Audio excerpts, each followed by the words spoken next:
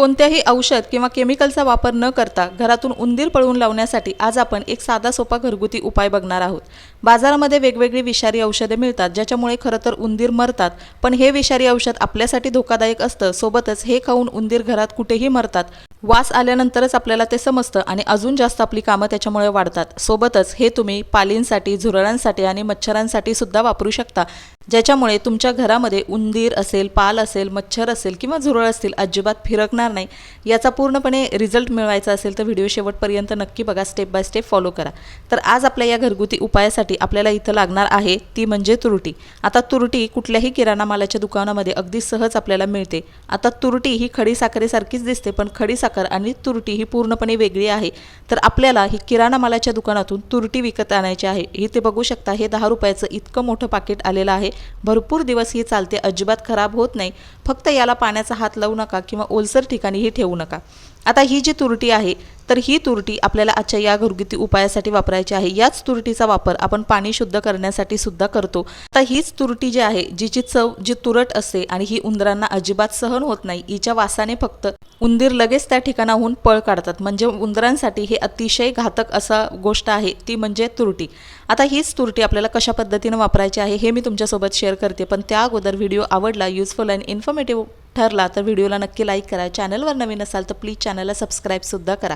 आता इथं हे तुरटीचे थोडेसे मोठे मोठे खडे आहेत, तर इथं आपल्याला लागणार आहे खलबत्ता। आता इथं आपल्याला तुरटीचं शुद्धीकरण करून घ्यायची अजिबात गरज नाहीये, तर अशीच तुरटी आपल्याला वापरायची आहे। पण त्या अगोदर तुम्ही बघू शकता हे भरपूर मोठे तुरटीचे खडे आहेत, तर ते आपल्याला खलबत्त्यामध्ये टाकून व्यवस्थित असे बारीक कुटून घ्यायचे आहेत। आता भरपूर बारीक सुद्धा आपल्याला पावडर करायची नाही, थोडेसे जाडे भरडेच ठेवायचे आहेत किंवा तुम्ही मिक्सरमधून याची पावडर जरी केलीत तरी सुद्धा चालेल। आता अशा पद्धतीनं खलबत्त्यामध्ये ती सहज बारीक होती।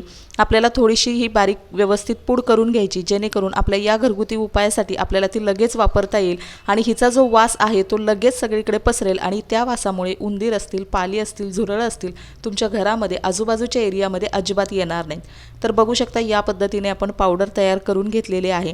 आता ही जी पावडर आहे ती तुम्ही आरामामध्ये ती तशी स्टोअर करून ठेवू शकता, अजिबात खराब होत नाही। आता पुढची प्रोसेस करण्यासाठी आपल्याला इथं एक वाटी लागणार आहे किंवा अशा पद्धतीचं कुठलंही भांडं तुम्ही घेऊ शकता। आता याच्यामध्ये आपल्याला 1 ग्लास किंवा अर्धा ग्लास इतकं पाणी टाकायचं आहे। पाण्याची क्वांटिटी तुम्ही कमी जास्त प्रमाणात करू शकता, हे जास्त प्रमाणामध्ये सुद्धा तुम्ही करून ठेवू शकता।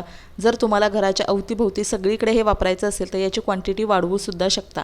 आता इथं या पाण्यामध्ये आपण तयार करून घेतलेली ही जी तुरटीची जाडी भरडी पावडर आहे ती आपल्याला पाण्यामध्ये व्यवस्थित टाकून घ्यायची आहे, ज्याच्यामुळे या पाण्याला त्याचा स्ट्रॉंग असा वास येणार आहे। आणि त्यानंतर आपल्याला पाण्यामध्ये व्यवस्थित असं हे मिक्स करून घ्यायचं, जेणेकरून तुरटी जी आहे ती पाण्यामध्ये विरघळण्याची प्रोसेस सुरू होईल। आता या प्रोसेसला कमीत कमी 5 ते 10 मिनिटं लागतील। सगळी तुरटी जी आहे ती आपल्या पाण्यात छान अशी विरघळवून घ्यायची आहे। खरं तर पावसाळ्यांमध्ये घरामध्ये भरपूर माशासुद्धा येतात, संध्याकाळ झाली की मच्छरसुद्धा येतात आणि आपल्याला घरामध्ये पालींचा तर वावर भरपूर असतो। तर अशा वेळी तुम्ही या तुरटीचा वापर करू शकता। याच्यामध्ये थोडंसं तुम्ही मीठ जरी टाकलं आणि त्याचा स्प्रे घरामध्ये केला तरीसुद्धा तो तुम्हाला नक्की फायदेशीर ठरणार आहे। आता त्यानंतर आपल्याला तुरटी इथं वितळण्याची प्रोसेस होतीये, तोपर्यंत इथं मी कडुलिंबाची फ्रेश अशी पानं घेतलेली आहेत। कडुलिंबाचा रस इथं पूर्णपणे ऑप्शनल आहे, फक्त तुम्ही तुरटीसुद्धा वापरू शकता। पण मच्छरांचा सुद्धा आपल्याला भरपूर असा प्रमाणात त्रास होतो, तर तो सुद्धा कमी करण्यासाठी आपल्याला इथं कडुलिंबाची पानं वापरायची आहेत। तुमच्याकडे कडुलिंबाची सुकवलेली पानं असतील ती सुद्धा तुम्ही वापरली तरीसुद्धा चालतील, पण माझ्याकडे आता ही फ्रेश अवेलेबल आहेत म्हणून मी ही थोडीशी धुवून पानं घेतलेली आहेत। आता बघू शकता एवढी पानं आपल्याला साधारणतः लागणार आहेत, ज्याच्यामध्ये मिक्सरच्या भांड्यामध्ये टाकून आपल्याला त्याचा छान असा रस काढून घ्यायचा आहे। हा रस औषधी तर आहेच, सोबत हा झुरळांसाठी, पालींसाठी आणि मच्छरांसाठी भरपूर असा घातक आहे। याच्या वासाने सुद्धा अजिबात त्या एरियामध्ये मच्छर फिरत नाही। पूर्वी आपण याचीच धुरीसुद्धा करत होतो कडुलिंबाच्या पाल्याची संध्याकाळची, ज्याच्यामुळे अजिबात त्या आवारामध्ये मच्छर येत नसायचे। तर चला, छान मिक्सरमधून आपण याची पेस्ट केल्यानंतर थोडीशी ही पेस्ट जी आहे ती आपल्याला गाळून घ्यायची आहे। आता गाळल्यानंतर हा जो चोथा आहे तो आपल्याला टाकून द्यायचा आहे आणि त्याच्यामधून जो निघालेला रस आहे तोच आपल्याला वापरायचा आहे। पण तोपर्यंत बघू शकता इथे तुरटी जी आहे ती आपण वितळण्यासाठी ठेवली होती ती सुद्धा छान वितळली, विरघळली आहे पाण्यामध्ये आणि पूर्णपणे पाण्यामध्ये ती डायल्यूट झाल्यामुळं हे पूर्ण पाणी तुरटीचं झाले, याची चवसुद्धा बदललेली आहे आणि पाण्याला पूर्ण तुरटीचाच वास यायला लागला आहे। आता त्यानंतर एका वाटीमध्ये आपल्याला 2 ते 3 चमचे इतका कडुलिंबाचा रस आपण काढून घेतलेला आहे। हा पूर्णपणे ऑर्गॅनिक आहे आणि भरपूर डार्क असा हा रस आहे। भरपूर याच्या वासाने मच्छर कमी होतात, अजिबात मच्छरांचा त्रास होत नाही. तर याच पाण्यामध्ये आपल्याला 2 ते 3 चमचे किंवा 1 चमचा इतका कडुलिंबाचा रस टाकायचा आहे. आता हा भरपूर कडू आहे आणि याचा वाससुद्धा भरपूर असा उग्र येतो, त्याच्यामुळे तुम्ही तो कमी टाकलात तरीसुद्धा चालेल. आता मी साधारणतः 2 चमचे इथं कडुलिंबाचा रस आहे तो या पाण्यामध्ये टाकलेला आहे. आता या तीनही गोष्टी छान अशा आपल्याला मिक्स करून घ्यायच्या आहेत. तुरटीसुद्धा पूर्णपणे पाण्यामध्ये विरघळलेली आहे आणि कडुलिंबाचा रस असं छान एकमेकांमध्ये मिश्रण झाल्यानंतर भरपूर असा याचा उग्र वास यायला लागतो आणि हाच उग्र वास आहे हा आपल्या घरातले जे कीटक असतात ज्याचा आपल्याला भरपूर त्रास होतो त्यांच्यासाठी अगदी विषासारखा असतो. आता याच्यामध्ये आपल्याला अजून एक गोष्ट ॲड करायची आहे, ती म्हणजे कापूर. कापूर घराच्या शुद्धीकरणासाठी सुद्धा आपण वापरतो. कापूर नियमित घरामध्ये जाळल्यानंतर घरामध्ये अजिबात हे जे कीटक आहेत त्यांचा त्रास आपल्याला होत नाही, म्हणूनच सकाळ संध्याकाळ आपण घरामध्ये कापूर जाळतो. त्याच पद्धतीने आपल्याला इथे सुद्धा कापराचा वापर करायचा आहे. मच्छरांसाठी सुद्धा कापूर भरपूर खतरनाक असतो, अजिबात मच्छर त्याच्या वासाने येत नाहीत. तर हा जो कापूर आहे तुम्ही भीमसेनी कापूर किंवा रेग्युलर पूजेमधला कापूर वापरू शकता. तो लगेच अशा पद्धतीनं बारीक होतो. तर याची पूड करून आपल्याला याच पाण्यामध्ये टाकायची आहे.